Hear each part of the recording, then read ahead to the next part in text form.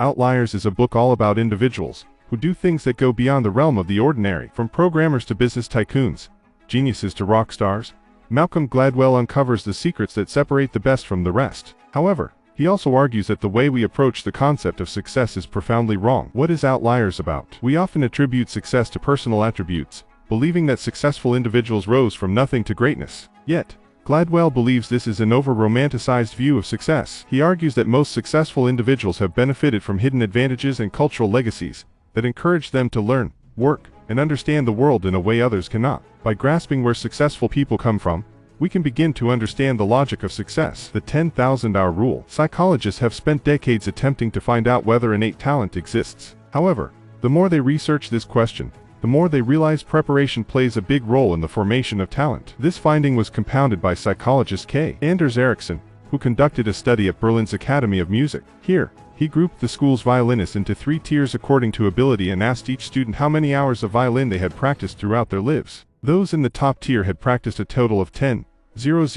hours. Those in the middle had practiced for 8,000 hours, and those in the bottom tier, 4,000. Ericsson then repeated the study with the academist pianists, and arrived at the same result. Here, one can argue that it's how much an individual practices that counts, not how much innate talent they have. To further support this finding, Gladwell uses the example of the Beatles, who, early on in their career, landed a regular set of gigs in a series of strip clubs in Hamburg, Germany. They had to play long sets, often around the clock, to try to attract those passing by. After a year and a half, they had played a total of 270 nights. By their big break in 1964, they had performed live more than 1,200 times, significantly more than most bands play in their entire careers, thus setting themselves up for success. The trouble with geniuses, Part 1. Having argued that achievement is more about opportunity than talent, Gladwell next focuses on the subject of geniuses. While having a high IQ generally indicates that you're more likely to go on to higher education and make more money, it's only advantageous to a point. Once you exceed a score of 120, you won't enjoy more measurable real-world advantages than those with a score of 180. To put it shortly, intelligence has a threshold. Consequently, once you pass the threshold of intelligence, other factors beyond intelligence start to matter more to your success. For example, once a basketballer is tall enough to join the team, they start to focus on agility, ball handling skills, and court sense. In addition to IQ, Gladwell uses the example of divergence tests to highlight other areas in which an individual may be smart. Divergence tests examine your creative, imaginative capability. They often present you with 2 different objects, such as a brick and a blanket, and ask you to think of as many uses for them as you can. The more examples you can come up with, the more imaginative you are. Thus, Gladwell concludes, there is more to being successful than your IQ score. The trouble with geniuses, Part 2. In addition to being intellectually and imaginatively smart to be successful, it also helps to have practical intelligence. This kind of intelligence allows you to read a situation correctly and to get what you want. Whereas IQ is more or less innate, you have to learn to be practically smart, and most people learn this from their families. The 3 lessons of Joe Flom. Joe Flom is the last living named partner of a law firm called Skadden, Arps, Slate, Marr, and Flom. Flom grew up poor during the Great Depression, but managed to get a scholarship to the elite Townsend Harris Public High School, and went on to study at Harvard Law School. Once he graduated, he got a job with Skadden and Arps, a once struggling law firm that eventually had nearly 2,000 attorneys and earned more than $1 billion a year. However, Gladwell doesn't buy into the rags to riches story of success that Flom appears to embody. Instead, he identifies 3 opportunities and hidden advantages that led to his success. Lesson number 1. The importance of being Jewish. Flom is Jewish, so once he graduated, he found it hard to get a job at any of the more respectable law firms, due to the prevalence of anti-Semitism during this time. Consequently, he had to take a job with Skadden and Arps, a struggling law firm taking the cases that the more established firms didn't want. This meant a lot of litigation, corporate takeovers, and proxy fight cases that Flom ended up specializing in and that the established law firms outsourced to him to avoid doing themselves. However, during the 1970s, there was a boom in hostile takeovers, an area Flom and Skadden and Arps were now highly specialized in, that their bigger competitors had refused to take on. This left them with a considerable advantage. Therefore, this was less about Flom triumphing over adversity, but more about what started out as adversity transforming into an opportunity. Lesson number 2. Demographic luck. Genes and upbringing are not enough to secure triumph. Timing is everything. To be successful, you must be born into a time and place in which you are presented with a particular set of opportunities that set you up for greatness. Take for example the events at the turn of the 20th century. Those born in America around 1915 would have graduated college when the worst of the Depression was over and would have been drafted into World War II at a younger age, in which they didn't have too many personal responsibilities. However, those born before 1911 would have graduated at the height of the Depression and would have been drafted while cultivating their careers and family life, causing significant disruption. Due to the timing and the location of their birth, those born before 1911 were set up with far more insurmountable obstacles to success than those born after 1915, and they consequently found it much harder to be successful. Lesson number 3, the garment industry and meaningful work. Jewish immigrants, like Flom, stood apart from other immigrants who came to the U.S. in the 19th and early 20th centuries. Because Jewish people were forbidden from owning land in Europe,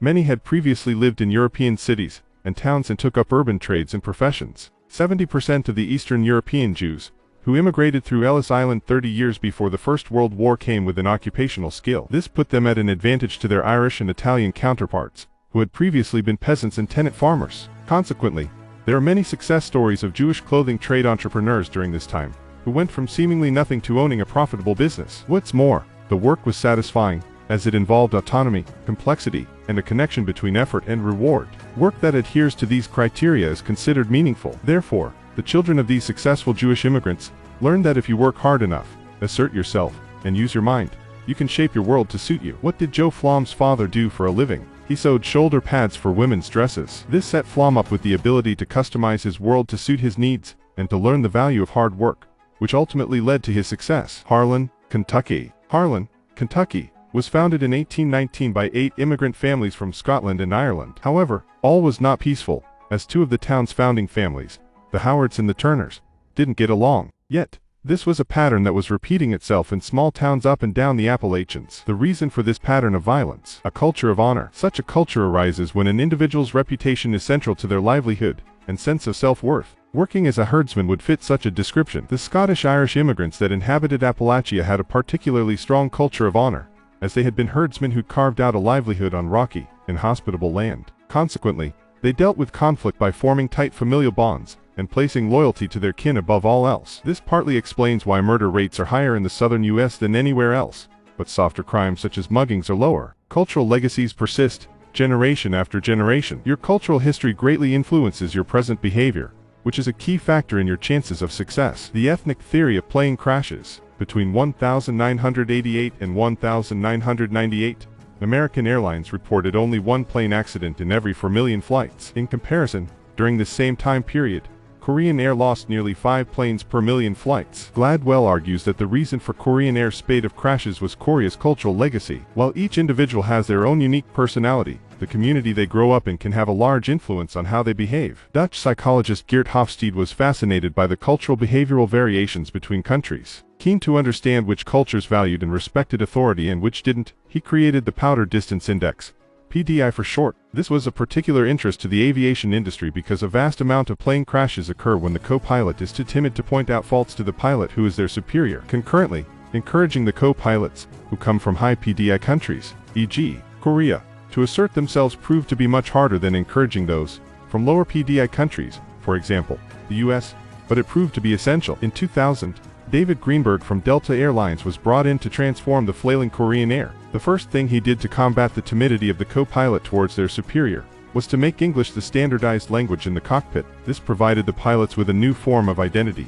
in which the high Korean PDI norms could be circumvented, allowing the co-pilots to become more assertive. Able to overcome the norms of their culture of deference, Korean Air hasn't had a crash since 1999. Consequently, awareness should be brought to cultural legacies, as they dictate behavior and, thus, the chances of success. Rice paddies and math tests. When English speakers are asked to look at a list of 7 individual digits, then look away and memorize them for 20 seconds, their recall is about 50% accurate. However, Chinese speakers' recall is 100% accurate. The reason: we memorize easily what can be said or read within a 2-second time frame. When Chinese speakers see a 7-digit list, their language allows them to fit all the digits into a 2-second span, unlike English speakers. Further, the English-speaking number system is highly irregular. For example, numbers above 20 put the decade first in the unit number second, for example, 21, but for numbers below 20, it's the other way around, for example, 14. This isn't the case in China, Japan, and Korea. Their number system is more logical. For example, 11 is 10 1, and 24 is 2 10s 4. Consequently, Asian children learn to count much faster than American children. It also means they can perform more complex mathematical tasks at a younger age. Gladwell argues that because Asian children have the advantage of a logical number system, it's more likely that they will enjoy math than their American counterparts. Consequently, they are more likely to put in the effort to learn math. So the stereotype of Asians being good at math comes from the logic of their language, not a natural innate ability. KIPP and taking cultural legacies seriously. The KIPP Academy is in one of the poorest neighborhoods in New York City. It has large classes, no entrance requirements, and the students are chosen by lottery. Roughly half the students are African American, and the other half are Hispanic. 75% of them are from single-parent families, and 90% qualify for free or reduced lunch. Yet, it's one of the most desirable public schools in the city. However, Gladwell argues that KIPP's success isn't due to the curriculum, teachers, or resources. It's due to the fact that KIPP takes cultural legacies seriously. In America,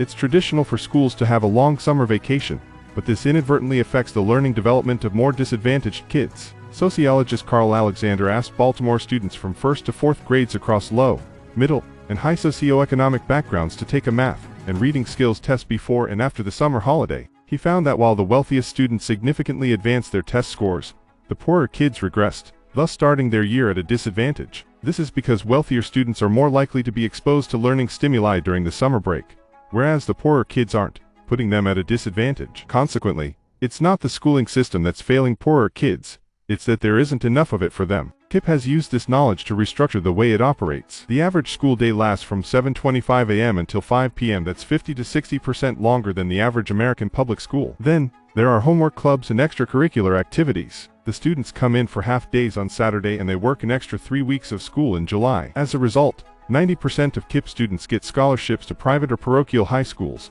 and 80% of those will go on to college. Ultimately, Gladwell argues, success isn't simply the result of intelligence or isolated efforts. Outliers are those who have been presented with an opportunity and have had the strength of mind to seize it. For the Beatles, it was their gigs in Hamburg. For Joe Flom, it was being born at the right time, to the right parents, with the right ethnicity. Likewise, for Korean Air, it was being offered the opportunity to negate the constraints of a cultural legacy. Thus, to build a better world, we should replace these arbitrary advantages that determine success for a few with a society that offers opportunities for all.